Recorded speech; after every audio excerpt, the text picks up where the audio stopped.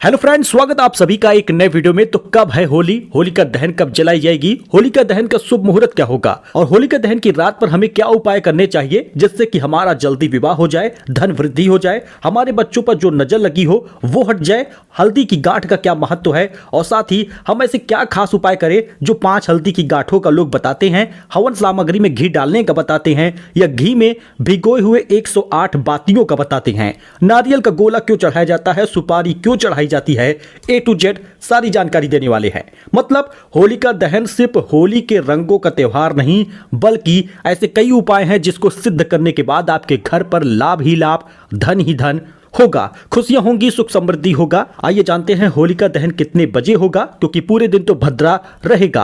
और क्यों इस बार उत्तर प्रदेश हो या कोई अन्य राज्य हो, 14 और 15 मार्च 2 दिन होली मनाई जा रही है। सब कुछ जानेंगे, रंग गुलाल का त्योहार। आप सभी को खूब सारी बधाई। हैप्पी होली कमेंट में लिखिएगा, जय महालक्ष्मी कमेंट में लिखिएगा। चलिए पूरी जानकारी आपको बताते हैं, आप इस वीडियो में अंत तक बने रहिएगा। चलिए शुरू करते हैं कि इस बार 2 दिनों तक होली मन रही है, 14 मार्च और 15 मार्च। आपके यहाँ पर कब खेला जाएगा रंग गुलाल? आइए जानते हैं तारीख और मुहूर्त। क्या इस साल होली का त्योहार 2 दिन मनाया जाएगा? एक तो 14 मार्च को लोग कह रहे हैं और दूसरा 15 मार्च को भी कह रहे हैं। तो आप यह सोचकर असमंजस में पड़ रहे हैं, तो आपको बता दें कि होली किस दिन मनाई जाएगी, आपके घर पर रंग गुलाल किस दिन खेला जाएगा। कई जगहों पर 14 मार्च को होली हो रही है, तो कई जगहों पर 15 मार्च को होली खेलना निश्चित किया गया है। आखिर इस बार होली का त्योहार 2 दिन क्यों हो रहा है? होली का दहन की बात कर ले तो ज्योतिषाचार्य पंडित राकेश पांडे, जो कि बनारस के पंडित हैं, ज्योतिषाचार्य हैं, उनका कहना है कि पंचांग के अनुसार होली का त्योहार पूर्णिमा के अगले दिन यानी चैत्र कृष्ण प्रतिपदा तिथि को मनाते हैं, जबकि होली का दहन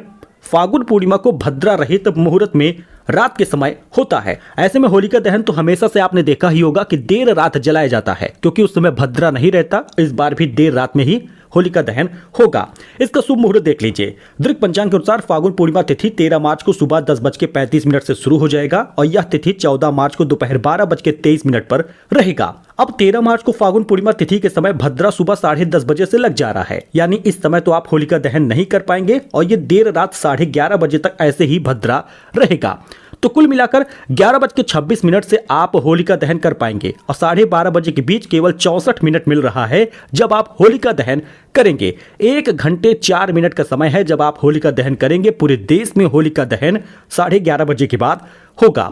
14 मार्च को दोपहर बाद पूर्णिमा तिथि खत्म होगी। ऐसे में होली का दहन 13 मार्च को ही हो जाएगा। पिछली बार जैसे हुआ था, होली का दहन 2 दिनों तक हुआ था, क्योंकि भद्रा के कारण यही दिक्कत आती है। अब होली का दहन का मुहूर्त क्या है? 13 मार्च को होली का दहन का मुहूर्त भद्रा के समापन के बाद होगा और यह मुहूर्त लगभग 10:35 के बाद होगा और सबसे उत्तम समय 11:30 बजे का होगा। इस समय होली भी खेली जाएगी, मतलब होली का दहन होने के बाद लोग होली खेलते हैं। तो होली का मुहूर्त कब है? यह तिथि 15 मार्च को दोपहर 2:33 पर मान्य रहेगी।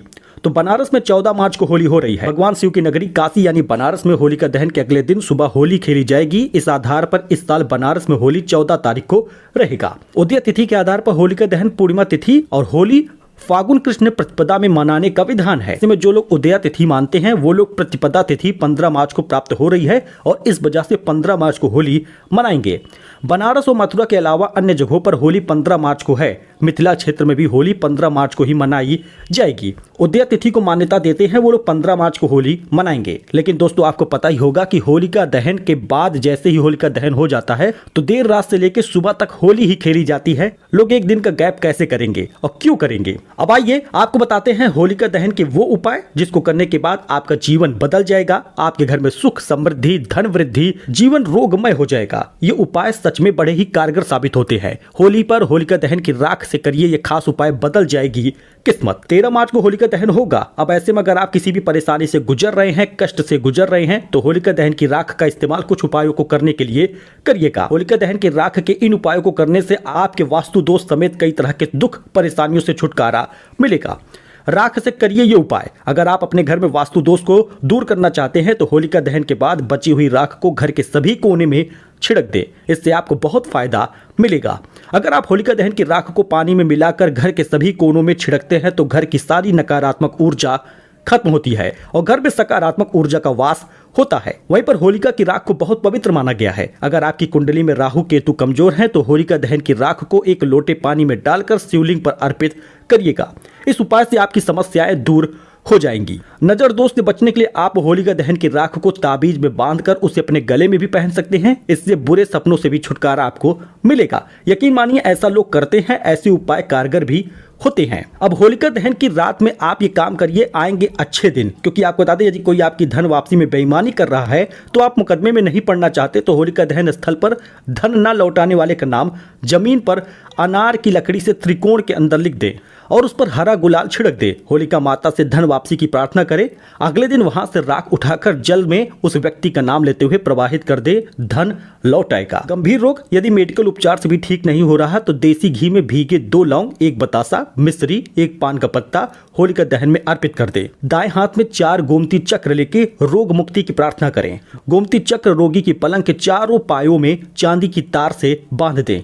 ये गंभीर रोग के लिए बताया जा रहा है। बच्चे को किसी की नजर लग गई है तो देसी घी में भीगी 5 लौंग, 1 बतासा, 1 पान का पत्ता होलिका दहन में अर्पित कर दे। दूसरे दिन वहां की राख लाकर ताबीज भर के बच्चे को पहना दे। इससे उसको बुरी नजर नहीं लगेगी। यदि आपके घर को बुरी नजर लग गई है तो उसे उतारने के लिए देसी घी में भीगे 2 लौंग, 1 बतासा, मिश्री, 1 पान का पत्ता होलिका दहन में अर्पित कर दे। दूसरे दिन वहां की राख लाकर लाल कपड़े में बांधकर घर पर रख दे। ऐसे में घर पर लगी बुरी नजर भी हट जाती है। घर में अच्छे दिन लाने के लिए थोड़ी सी होली की राख घर लाइए, उसमें राई और खड़ा नमक मिलाकर छुपाकर रख दीजिए। होलिका दहन पर इन मंत्रों का जाप आप कर सकते हैं जो स्क्रीन पर दिख रहा है। ओम ह्रीम ह्रीम क्लीम ओम नरसिंहाय नमः, ओम प्रहलादाय नमः। लेकिन होलिका दहन पर ये उपाय भी बड़े कारगर साबित होते हैं, चाहे वो विवाह में आ रही बाधाएं दूर कर दे या फिर धन वृद्धि का नया रास्ता खोल दे। होलिका दहन 13 मार्च को होगा 11:30 बजे से लेकर देर रात 12:30 बजे तक होलिका दहन होगा। 1 घंटे 4 मिनट का समय मिलेगा।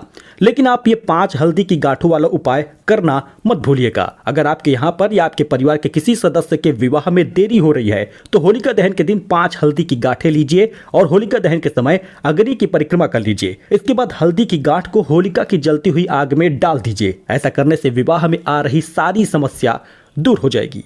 हवन सामग्री में घी डालिएगा। शास्त्रों में यह भी बताया गया है कि अगर होलिका दहन हो रहा है तो उस समय हवन सामग्री में घी मिलाकर आग में डालने से शादी में आ रही बाधाएं दूर होती हैं। ऐसा करने से जल्द ही विवाह के योग बनने लगते हैं। वहीं कुछ लोग 108 बातियां जो घी में भिगोई हुई हैं उसका भी उपाय करते हैं। होलिका दहन के समय घी में भिगोई हुई 108 बातियों को होलिका की आग में डाल दें। इससे विवाह में आ रही सारी समस्या दूर होती है। कुछ लोग नारियल का गोला भी लगाते हैं। होलिका दहन के समय नारियल के गोले को कलावे में बांधकर सिर पर 7 बार घुमाइए, होलिका की आग में डाल दीजिए। ऐसा करने से विवाह के योग जल्दी बनते हैं। सुपारी का भी लोग उपाय करते हैं। अगर आपके विवाह में देरी हो रही है तो होलिका दहन के समय आग में सुपारी डाल दे। ऐसा करने से विवाह में आ रही सारी बाधाएं दूर होती हैं, जल्द ही विवाह के योग बनते हैं।